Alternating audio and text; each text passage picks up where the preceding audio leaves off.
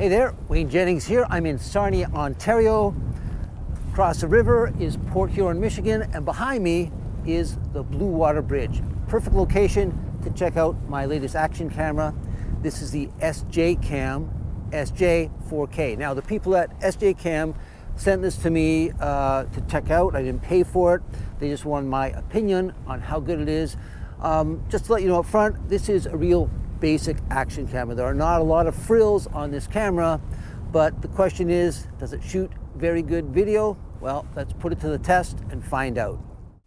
This camera is capable of recording video in resolutions of 4K, 2K, 1080, 720, and 480 lines of resolution, and still photos in sizes ranging from 10 up to 40 megapixels. All in a tiny camera weighing in at just 60 grams. That's only 2.11 ounces. The camera kit is supplied with all the items shown here. In addition to the camera itself, you get this waterproof housing, allowing you to submerge the camera to a depth of 30 meters. That's 98 feet.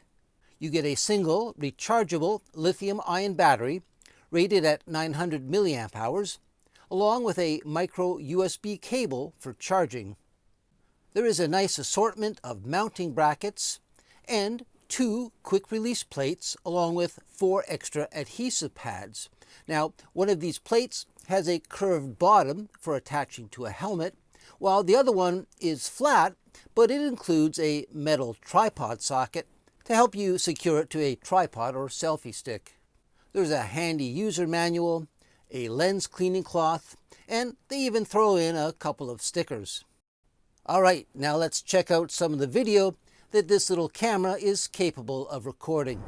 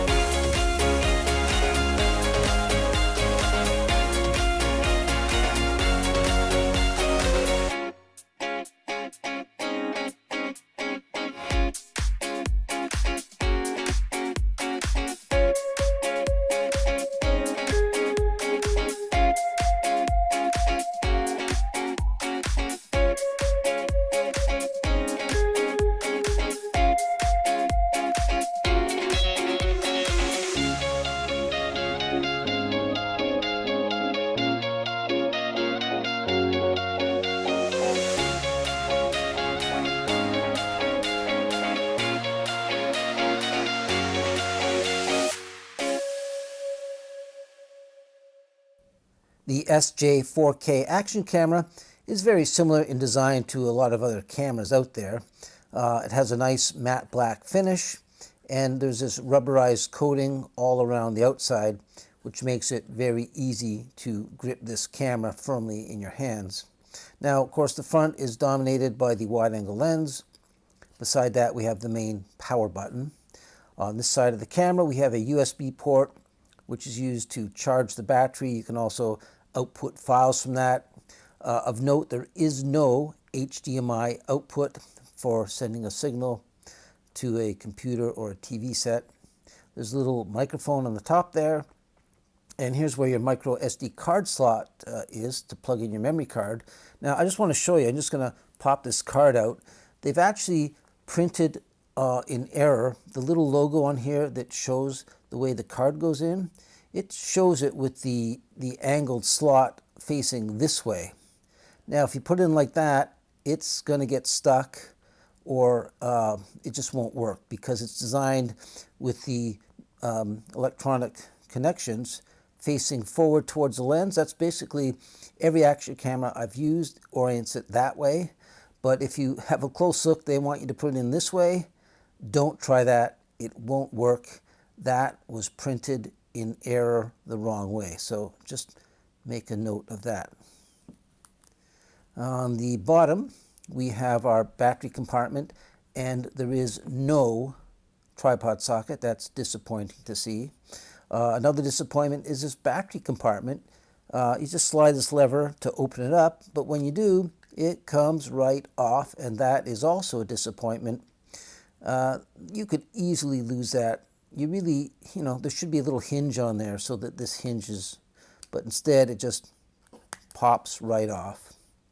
On the far side, we have a couple more little switches and up and down for navigating the menu, and you can also hit the top one to turn the Wi-Fi on, and there's a little speaker on the side there. And on the top is your main shutter release button. You also use that to navigate the menu, and there's an LED up here. That just comes on when you have Wi-Fi connection. Now we're just going to turn it on by pressing and holding this front power button. You just hold it for about 2 seconds, and then the screen SJCAM there pops up. Now this is not a touch screen, so you can move your fingers over there all you want. It will have no effect. You have to use the buttons to navigate it, but it's fairly simple. It's a clear 2-inch screen, very easy to see, and you've got your date and your time at the bottom. The top shows you your battery status, the resolution that you're recording in, and how much space you have on your memory card. So to cycle through, you actually push this front button. Right now it's defaulted to video. If we push the front button once, it goes to photo mode. Push it once more, it goes to playback, video playback or photo playback, and press it a 4th time and you get into the menu. And that's where these up and down buttons come in handy, because you can cycle through the menu to select what you want. Just as an example, we'll go up to resolution there.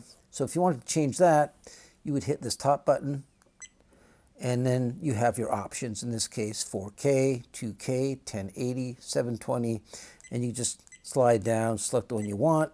When you want that, hit the top button, and that is set. So that's basically the way you do it. You just kind of go through, and there are 7 pages of menus, and there are lots of settings for a little camera here.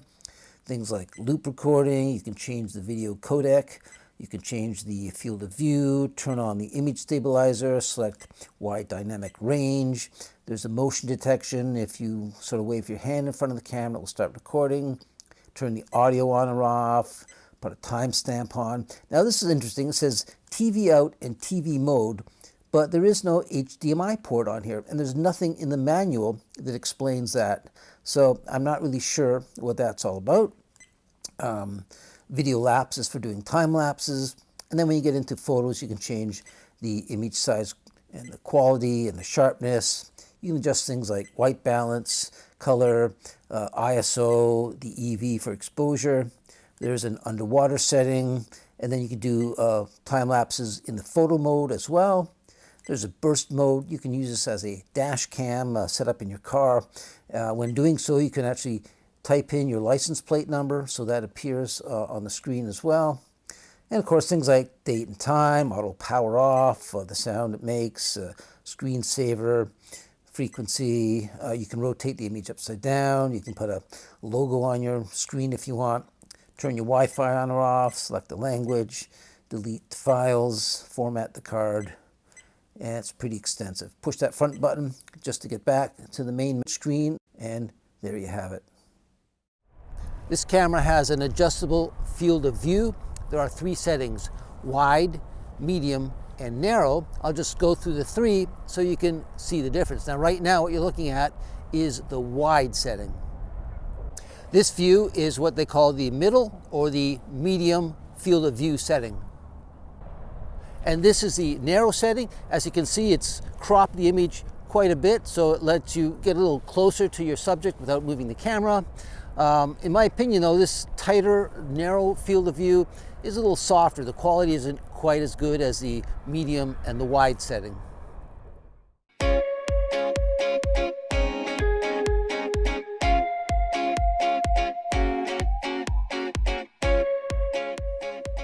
This camera does a very nice job at capturing time-lapse sequences, allowing you to record a single frame of video every 1, 2, 5, 10, 30, or 60 seconds.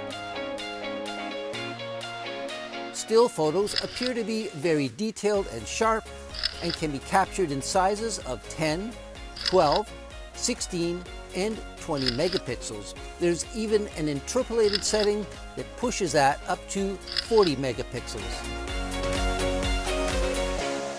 There are a few adjustments you can make on this camera to help tweak the image quality, including white balance, which can be left on automatic or set to daylight, cloudy, tungsten, or fluorescent. The ISO can be left on automatic or set to 100, 200, 400, 800, or as high as 1600 ISO. And there is an EV setting, allowing you to raise or lower the exposure by up to 2 f-stops in 1/3 stop increments. Okay, this is an audio test on this camera. I'm at arm's length. That's about 1 meter away.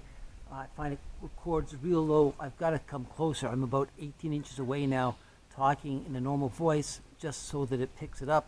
When I go back to this distance, I find it gets real low. Now, when you get close to the mic's on the side of the camera. If you come up here, if you're shooting from behind and talking directly near the microphone, it's going to pick up pretty good sound. But, most people you talk to, they're at this distance. So in order to hear, you have to yell so your voice can be heard on that camera. This camera has an EIS system. That stands for Electronic Image Stabilizer. Now that's turned off right now. I'm just going to turn the camera around, show you the shot as I'm walking down this forest trail with the image stabilizer turned off. Come back to me. What I'm going to do is I'm going to go back, retrace my steps with the EIS turned on, and you can see if it makes any difference at all.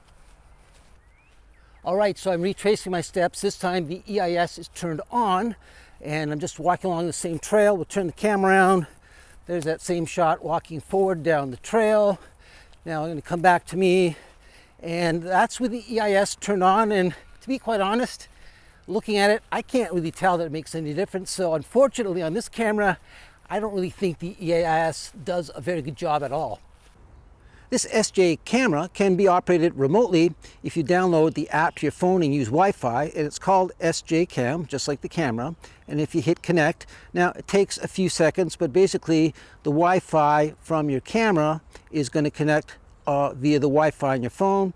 And after a few seconds, you see it pops up. So there's the image on here, the same image that the camera sees. And now I can go in and operate it remotely. If I hit this little record button down here, the camera will start recording. You can see up there, it actually shows that it's recording, and also shows it right here on my phone as well. And then of course I can stop that.